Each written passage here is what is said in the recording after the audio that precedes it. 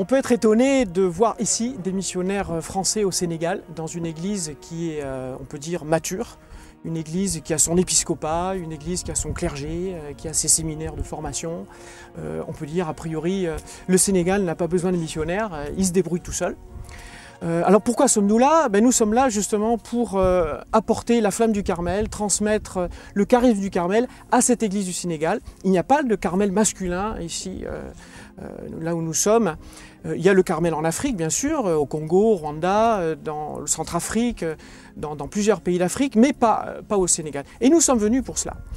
Nous ne sommes pas venus de notre propre chef, nous sommes venus à l'appel des évêques du Sénégal, c'était en 2002, notamment à l'appel de Monseigneur Benjamin Ndiaye, qui voulait promouvoir, dès le début, c'était une intuition fondamentale du début de son épiscopat ici, promouvoir la vie intérieure des chrétiens, essayer vraiment de faire tout ce qu'on peut pour que les chrétiens s'engagent dans une relation vivante avec le Christ et forte. Donc nous sommes appelés ici pour aider les chrétiens à découvrir le trésor de l'oraison, leur offrir dans notre futur monastère un espace de recueillement, un espace de retraite pour vivre ce seul à seul, ce cœur à cœur avec le Christ.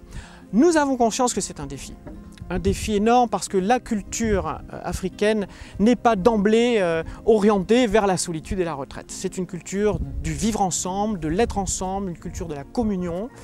Ce qui est bien, on a toujours le défaut de nos qualités, ça peut représenter un avantage, mais ça peut représenter aussi un handicap.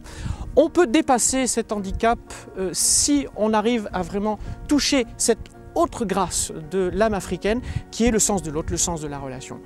Un Africain qui rentre dans le jeu de la solitude et qui va développer toutes ses potentialités à la relation à l'autre avec le Christ peut déboucher sur une expérience spirituelle tout à fait exceptionnelle. Et nous en avons des témoins dans l'Église aujourd'hui. Donc notre mission sera cela, peut-être désensabler la source de la vie intérieure pour que la grâce du Christ jaillisse des profondeurs.